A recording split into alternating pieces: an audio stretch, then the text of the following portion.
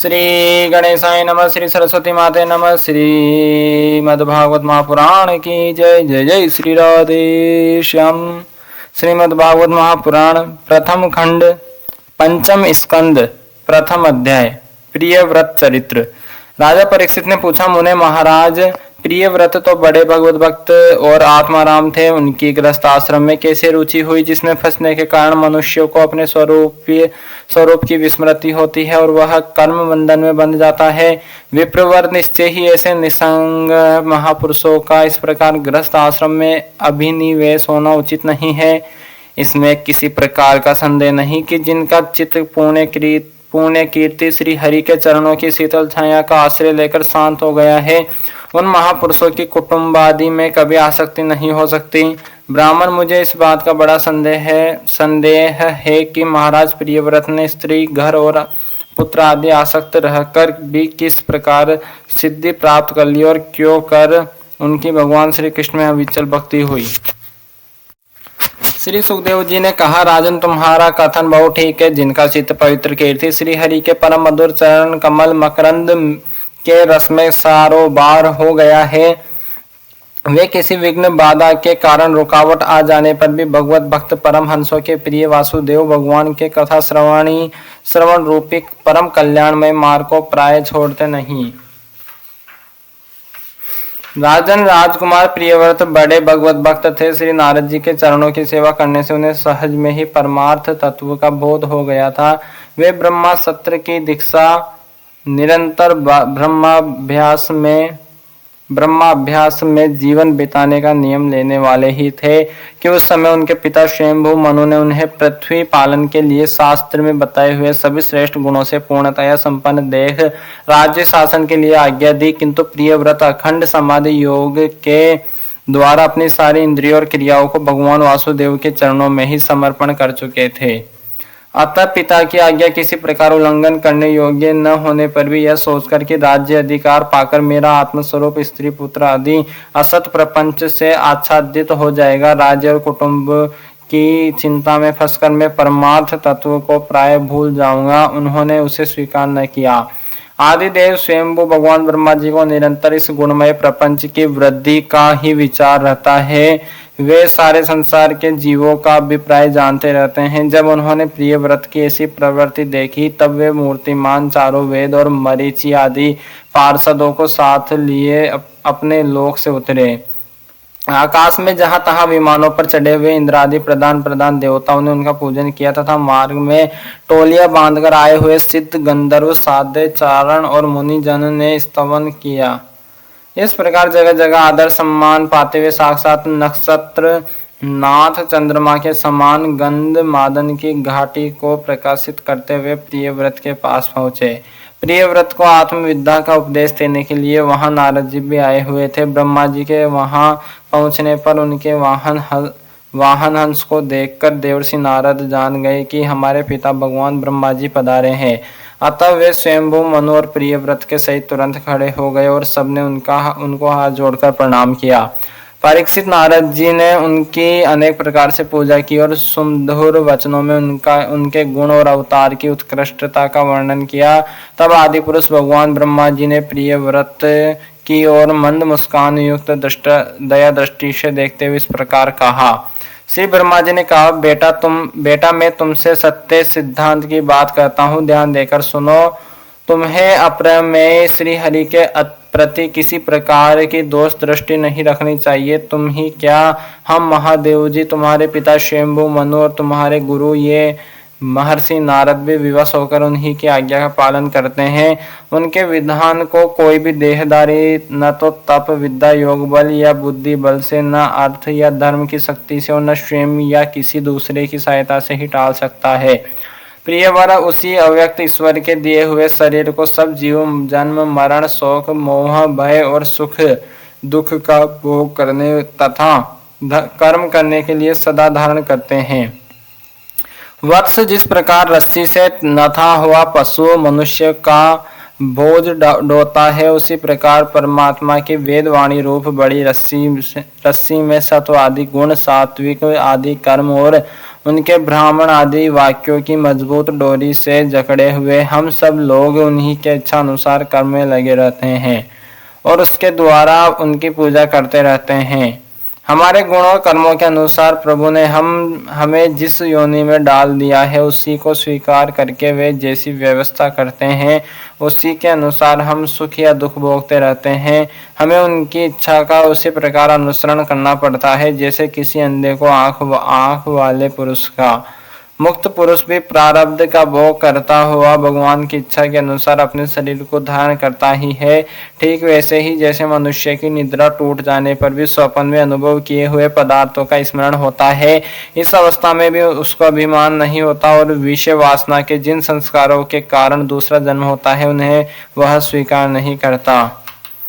जो पुरुष इंद्रियों के वशीभूत है वह वन वन में विचरण करता रहे तो भी उसे जन्म मरण का भय बना ही रहता है, क्योंकि बिना जीते हुए मन और इंद्रिय रूपी उसके छह शत्रु कभी उसका पीछा नहीं छोड़ते। जो बुद्धिमान पुरुष इंद्रियों को जीतकर अपनी आत्मा में ही रमण करता है उसका गृहस्थ आश्रम भी क्या बिगाड़ सकता है। जिसे इन छह शत्रुओं को जीतने की इच्छा हो वह पहले घर में रहकर ही उनका अत्यंत निरोध करते हुए उन्हें वश में करने का प्रयत्न करे।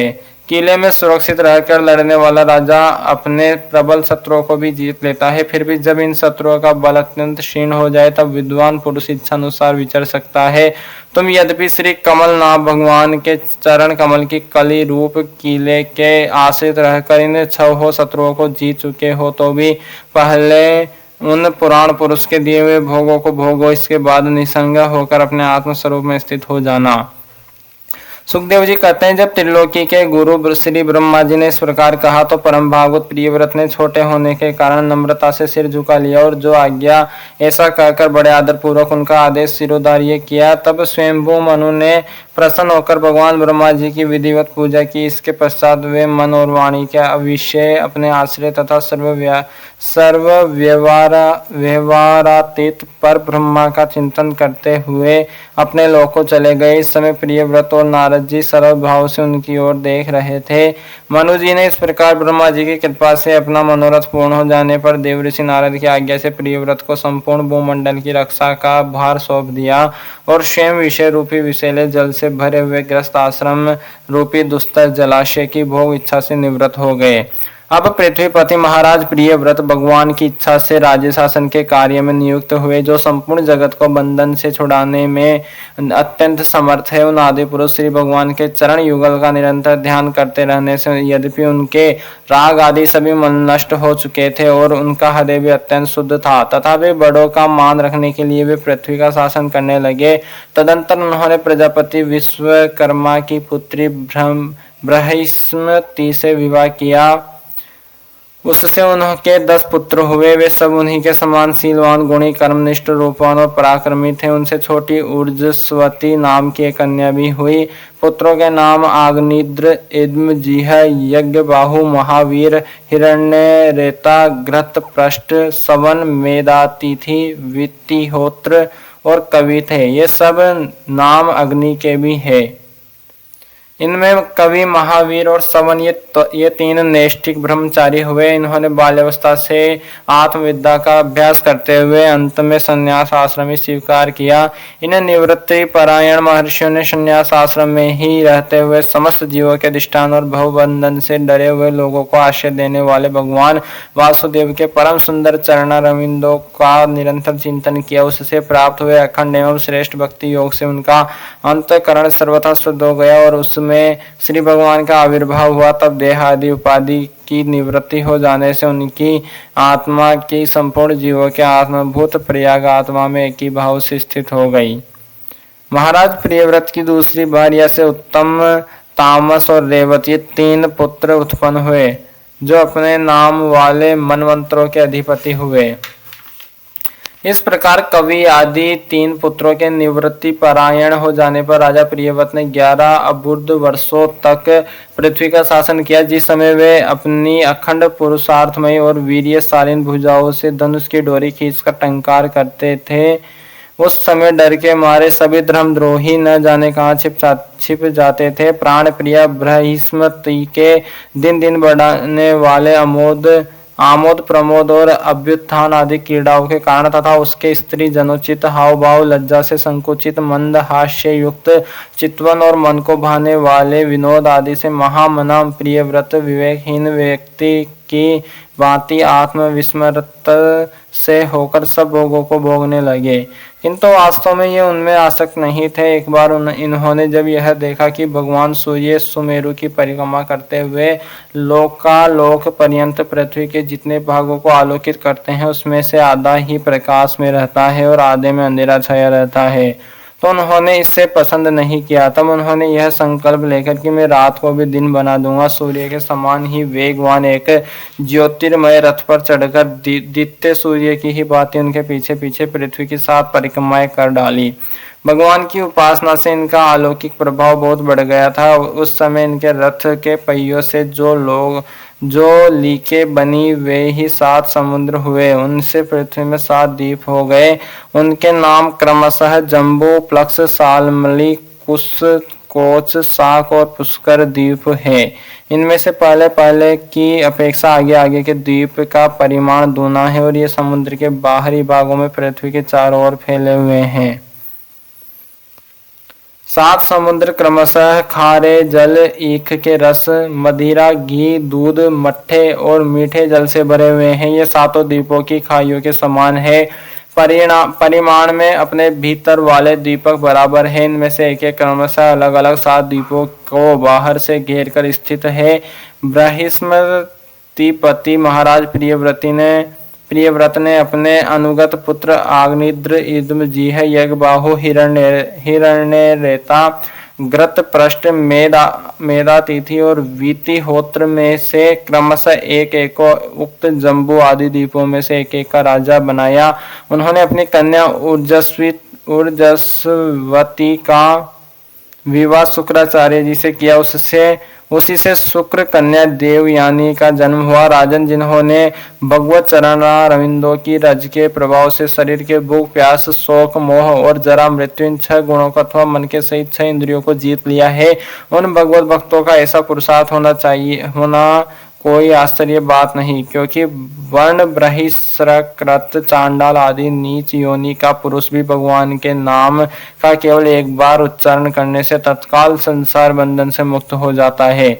इस बार अतुलनीय बल पराक्रम से युक्त महाराज प्रियव्रत एक बार अपने को देवर्षि नारद के चरणों की शरण में जाकर भी पुनः देववश प्राप्त हुए। प्रपंच में फंस जाने से आसान सा देख मन ही मन विरक्त होकर इस प्रकार कहने लगे, ओ बड़ा बुरा हुआ, मेरी विषय लोलुप इंद्रियों ने मुझे इस अविद्या जनित विषम विषय रूप अंधकोप में गिरा दिया। बस बहुत हो लिया। हाय, मैं स्त्री का कीड़ा मृग ही बन गया। उसने मुझे बंदर की भांति नचाया। मुझे धिक्कार है। इस प्रकार उन्होंने अपने को बहुत कुछ बुरा भला कहा।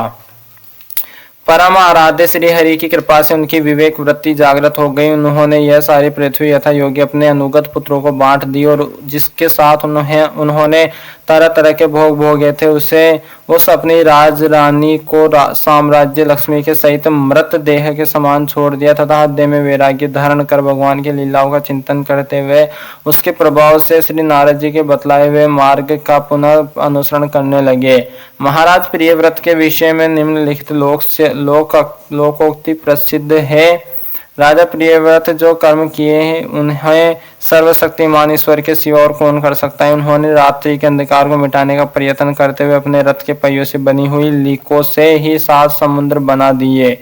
प्राणियों के सुभिते के लिए, जिससे उनमें परस्पर झगड़ा न हो, द्वीपों के द्वारा पृथ्वी के विभाग किए और प्रत्येक द्वीप में अलग अलग नदी, पर्वत और वन आदि से उसकी सीमा निश्चित कर दी। वे भगवत भक्त नारद आदि के प्रेमी भक्त थे। उन्होंने पाताल लोक के, देवलोक के, मर्त्य लोक के तथा कर्म और योग की शक्ति से प्राप्त हुए ऐश्वर्य को भी नरक तुल्य समझा था। दूसरा अध्याय, आग्निद्र चरित्र। श्री सुखदेव जी कहते हैं, पिता प्रियव्रत के इस प्रकार तपस्या में संलग्न हो जाने पर राजा आग्निद्र उनकी आज्ञा का अनुसरण करते हुए जम्बू द्वीप की प्रजा का धर्म अनुसार पुत्रवत पालन करने लगे। एक बार वे पितृलोक की कामना से सत्पुत्र प्राप्ति के लिए पूजा की सब सामग्री जुटाकर सुर सुंदरियों के क्रीड़ा स्थल मंदराचल की एक घाटी में गए और तपस्या में तत्पर होकर एकाग्र चित्त से प्रजापतियों के प्रति श्री ब्रह्मा जी की आराधना करने लगे।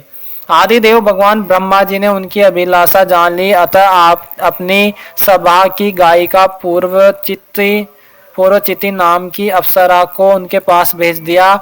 आग्नेद्र जी के आश्रम के पास एक अति रमणीय उपवन था, वह अप्सरा उसी में विचरने लगी। उस उपवन में तरह तरह के सघन तरुवरों की शाखाओं पर स्वर्ण लताएं फैली हुई थी। उन पर बैठे हुए मयूर आदि कई प्रकार के स्थलचारी पक्षियों के जोड़े सुमधुर बोली बोल रहे थे। उनकी सड़ज आदि स्वर युक्त ध्वनि सुनकर सचेत हुए जल कुकुट कार कंडव एवं कलहंस आदि जल पक्षी भांति भांति से कूजने लगते हैं तथा लगते थे। इससे वहां के कमल वन से सुशोभित निर्मल सरोवर गूंजने लगते थे। पूर्व चित्ती की विलासपूर्ण सुललित गतिविधि और पाद विन्यास की शैली से पद पर उसके चरण नुपुरों की झनकार हो उठती थी। उसकी मनोहर ध्वनि सुनकर राजकुमार आग्नेद्र ने समाधियों योग द्वारा मूदे हुए अपने कमल कली के समान सुंदर नेत्रों को कुछ कुछ खोलकर देखा तो पास ही उन्हें वह अप्सरा दिखाई दी। वह ब्रह्मरी के समान एक एक फूल के पास जाकर उसे सूंघती थी तथा देवता और मनुष्य के मन और नयनों को आह्लादित करने वाली अपनी विलासपूर्ण गति, क्रीड़ा, चापल्य, लज्जा एवं विनय युक्त चितवन, सुमधुर वाणी तथा मनोहर अंगावयों से पुरुषों के हृदय में कामदेव के प्रवेश के लिए द्वार सा बना देती थी। जब वह हंस हंसकर बोलने लगती थी तब ऐसा प्रतीत होता था मानो उसके मुख से अमृतमय मादक मधु झर रहा है। उसके निश्वास के गंध से मदांध होकर बोरे उसके मुख कमल को घेर लेते। तब वह उनसे बचने के लिए जल्दी जल्दी पैर उठाकर चलते तो उसके कुछ कलश, वेणी और करदनी हिलने से बड़े ही सुहावने लगते। यह सब देखने से भगवान कामदेव को आग्नेद्र के हृदय में प्रवेश करने का अवसर मिल गया और वे उनके अधीन होकर उसे प्रसन्न करने के लिए पागल की बात इस प्रकार कहने लगे। मुनिव्रय, तुम कौन हो? इस पर्वत पर तुम क्या करना चाहते हो? मुनिव्रय, तुम कौन हो? इस पर्वत पर तुम क्या करना चाहते हो? तुम परम पुरुष श्री नारायण की कोई माया तो नहीं हो? वो हो की और संकेत करके सखे तुमने ये बिना डोरी के दो धनुष क्यों धारण कर रखे हैं? क्या इनसे तुम्हारा कोई अपना प्रयोजन है अथवा इस संसार अरण्य में मुझ जैसे मत वाले मृगों का शिकार करना चाहते हो? कटाक्षों को लक्ष्य करके तुम्हारे ये दो बाण तो बड़े सुंदर और पैने हैं। आहो, इनके कमल दल के पंख है, देखने में बड़े शांत है और है भी पंखहीन। यहाँ वन में विचरते हुए तुम इन्हें किस पर छोड़ना चाहते हो? यहाँ तुम्हारा कोई सामना करने वाला नहीं दिखाई देता। तुम्हारा यह पराक्रम हम जैसे जड़ बुद्धियों के लिए कल्याणकारी हो। भोरों की ओर देखकर भगवान तुम्हारे चारों ओर जो ये शिष्य गण अध्ययन कर रहे हैं वे तो निरंतर रहस्य युक्त सामगान करते हुए मानो भगवान की स्तुति कर रहे हैं और ऋषिगण जैसे वेद की शाखाओं का अनुसरण करते हैं, उसी प्रकार ये सब तुम्हारी चोटी से जड़े हुए पुष्पों का सेवन कर रहे हैं।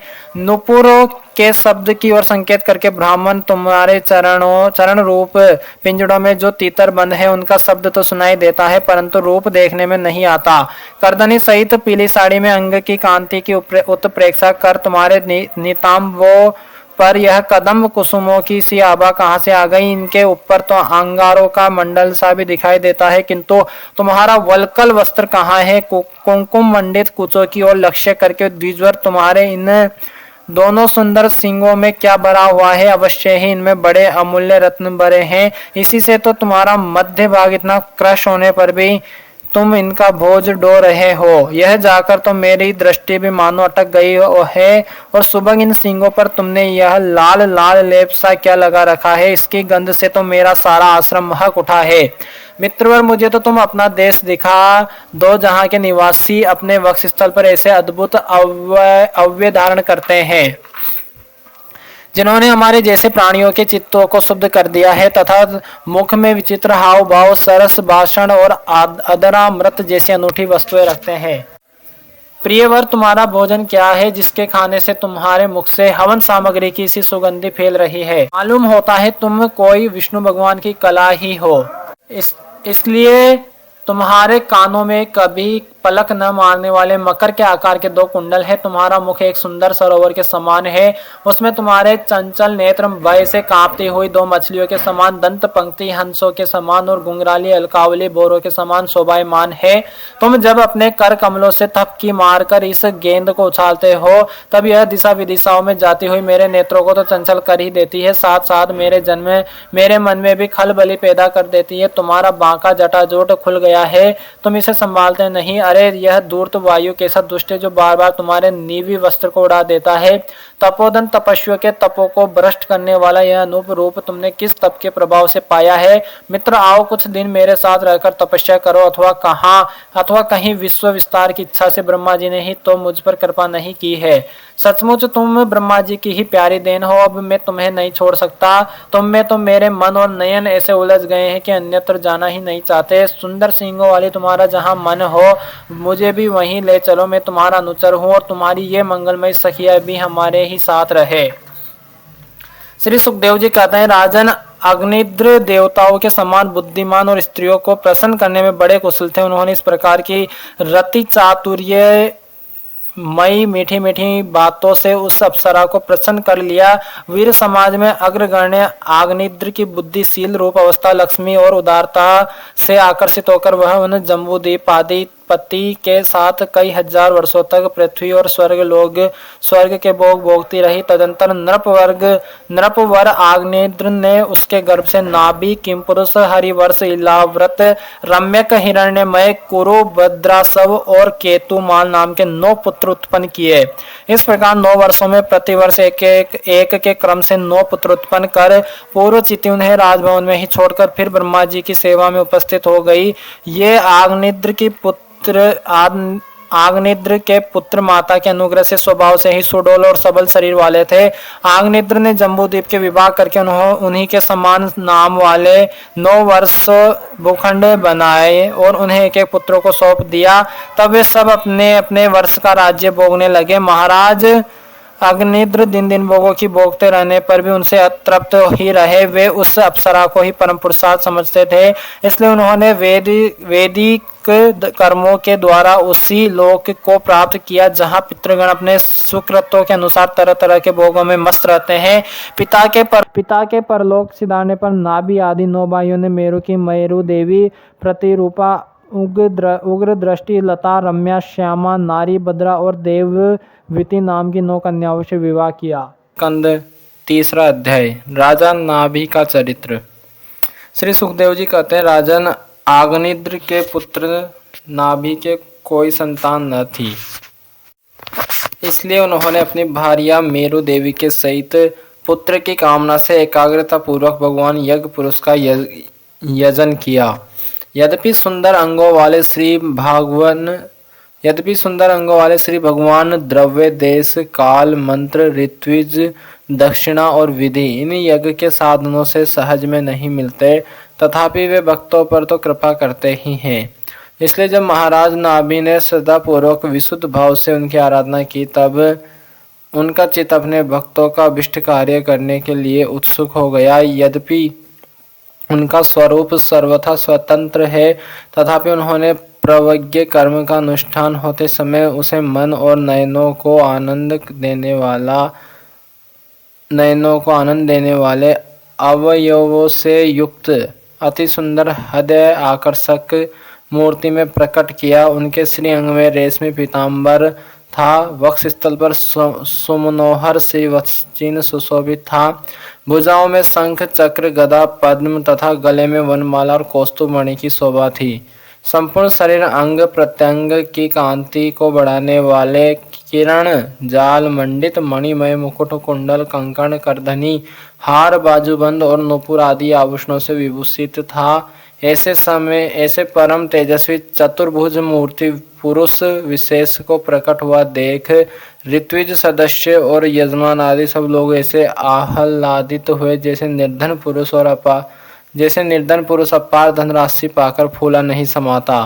फिर सभी ने सिर झुकाकर अत्यंत आदरपूर्वक प्रभु की अर्घ्य द्वारा पूजा की और ऋत्विजों ने उनकी स्तुति की। ऋत्विजों ने कहा, पूज्यतम, हम आपके अनुगत भक्त हैं, आप हमारे पुनः पुनः पूजनीय हैं, किंतु हम आपकी पूजा करना क्या जाने, हम तो बार बार आपको नमस्कार करते हैं। इतना ही हमें महापुरुषों ने सिखाया है। आप प्रकृति और पुरुष से भी परे हैं, फिर प्राकृत गुणों के कार्यभूत इस प्रपंच में बुद्धि फंस जाने से आपके गुण गानों में सर्वथा असमर्थ ऐसा कौन पुरुष है जो प्राकृत नाम रूप एवं आकृति के द्वारा आपके स्वरूप का निरूपण कर सके। आप साक्षात परमेश्वर है। आपके परम मंगलमय गुण संपूर्ण जनता के दुखों का दमन करने वाले हैं। यदि कोई उन्हें वर्णन करने का साहस भी करेगा तो केवल उनके एक देश का ही वर्णन कर सकेगा।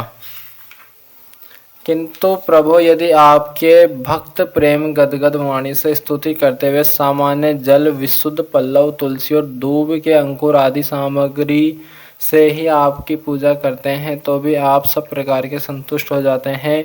हम तो अनुराग के सिवा इस द्रव्य काल आदि अनेकों अंगों वाले यज्ञ से भी आपका कोई प्रयोजन नहीं दिखलाई देता, क्योंकि आपके स्वतः ही क्षण क्षण में जो संपूर्ण पुरुषार्थों का फलस्वरूप परमानंद स्वभावत ही निरंतर प्रादुर्भूत होता रहता है। आप साक्षात उसके स्वरूप ही है। इस प्रकार यदि आपको इन यज्ञ आदि से कोई प्रयोजन नहीं है, तथापि अनेक प्रकार की कामनाओं की सिद्धि चाहने वाले हम लोगों के लिए तो मनोरथ सिद्धि का पर्याप्त साधन यही होना चाहिए। आप ब्रह्मादि परम पुरुषों की अपेक्षा भी परम श्रेष्ठ है। हम तो यह भी नहीं जानते कि हमारा परम कल्याण किसमें है, वरना हमसे आपकी यथोचित पूजा ही बनी है। तथापि जिस प्रकार तत्वज्ञ पुरुष बिना बुलाए भी केवल करुणावश अज्ञानी पुरुष के पास चले जाते हैं, उसी प्रकार आप भी हमें मोक्ष संज्ञक अपना परम पद और हमारी अभिष्ट वस्तुएं प्रदान करने के लिए अन्य साधारण यज्ञ दर्शनों के समान यहाँ प्रकट हुए हैं। पूज्यतम, हमें सबसे बड़ा वर तो आपने यह दे दिया कि ब्रह्मादि समस्त वरदायकों में श्रेष्ठ होकर भी आप राज ऋषि नाभि की इस यज्ञशाला में साक्षात हमारे नेत्रों के सामने प्रकट हो गए। अब हम और वर क्या मांगे। प्रभु, आपके गुण गानों का गान परम मंगलमय है। जिन्होंने वैराग्य से प्रज्वलित हुई ज्ञानाग्नि के द्वारा अपने अंतःकरण के राग द्वेष आदि संपूर्ण मलों को जला डाला है, अतएव जिनका स्वभाव आपके ही समान शांत है, वे आत्माराम मुनिगण भी निरंतर आपके गुणों का गान ही किया करते हैं। अतः हम आपसे यही वर मांगते हैं कि गिरने, ठोकर खाने, चीखने अथवा जम्भाई लेने और संकट आदि के समय एवं ज्वर और मरण आदि की अवस्था में आपका स्मरण न हो सकने पर भी किसी प्रकार आपके सकल कलिमल विनाशक भक्त वत्सल दीन बंधु आदि गुणोत्तक नामों का हम उच्चारण कर सके।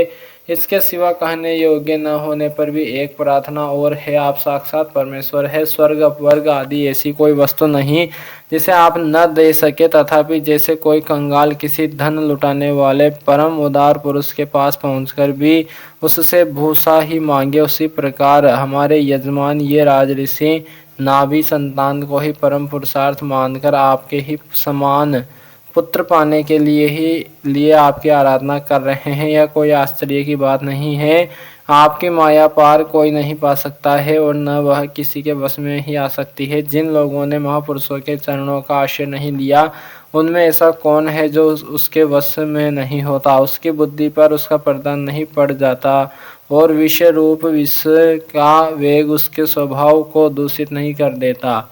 देव आप भक्तों के बड़े बड़े काम कर देते हैं। हम मंद मतियों ने कामनावश इस तुच्छ कार्य के लिए आपका आवाहन किया है।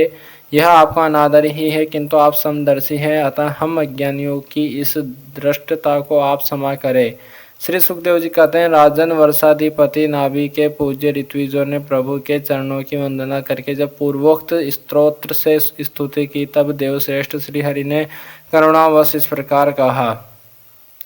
श्री भगवान ने कहा, ऋषियों, बड़े असमंजस की बात है। आप सब सत्यवादी महात्मा हैं। आपने मुझसे यह बड़ा दुर्लभ वर मांगा है कि राज ऋषि नाभि के मेरे समान पुत्र हो। मुनियों, मेरे समान तो मैं ही हूँ, क्योंकि मैं अद्वितीय हूँ। तो भी ब्राह्मणों का वचन मिथ्या नहीं होना चाहिए। द्विज कुल मेरा ही तो मुख है। इसलिए मैं स्वयं ही अपनी अंश कला से आग्नेत्र नंदन नाभि के यहाँ अवतार लूंगा, क्योंकि अपने समान मुझे कोई और दिखाई नहीं देता। श्री सुखदेव जी कहते हैं, महारानी मेरु देवी के सुनते हुए उसके पति से इस प्रकार कहकर भगवान अंतर्धान हो गए। विष्णु दत्त परीक्षित उस यज्ञ में महर्षियों द्वारा इस प्रकार प्रसन्न किए जाने पर श्री भगवान महाराज नाभि का प्रिय करने के लिए उनके रानीवास में महारानी मेरु देवी के गर्भ से दिगंबर सन्यासी और उद्वेरता मुनियों का धर्म प्रकट करने के लिए शुद्ध सत्वमय विग्रह से प्रकट हुए। अथा चतुर्थो अध्याय ऋषभ देव जी का राज्य शासन। श्री सुखदेव जी कहते हैं, राजन नाभि नंदन के अंग जन्म से ही भगवान विष्णु के वज्र अंकुश आदि चिन्हों से युक्त थे। समता, शांति, वैराग्य और ऐश्वर्य आदि महाविभूतियों के कारण उनका प्रभाव दिनों दिन बढ़ता जाता था। यह देखकर मंत्री आदि प्रकृति वर्ग, प्रजा, ब्राह्मण और देवताओं की यह उत्कट अभिलाषा होने लगी कि ये ही पृथ्वी का शासन करे। उनके सुंदर और सुडोल शरीर, विपुल कीर्ति, तेज बल, ऐश्वर्य, यश, पराक्रम और शूरवीरता आदि गुणों के कारण महाराज नाभि ने उनका नाम ऋषभ श्रेष्ठ रखा। एक बार भगवान इंद्र ने ईर्ष्यावश उनके राज्य में वर्षा नहीं की, तब योगेश्वर भगवान ऋषभ ने इंद्र की मूर्खता पर हंसते हुए अपनी योग माया के प्रभाव से अपने वर्ष अजनाब खंड में खूब जल बरसाया। महाराज नाभि अपनी इच्छा के अनुसार श्रेष्ठ पुत्र पाकर अत्यंत आनंद मग्न हो गए और अपनी ही इच्छा से मनुष्य शरीर धारण करने वाले पुराण पुरुष श्री हरि का सप्रेम लालन करते हुए उन्हीं की लीला विलास से मुग्ध होकर वत्स तात ऐसा गदगद वाणी से कहते हुए बड़ा सुख मानने लगे।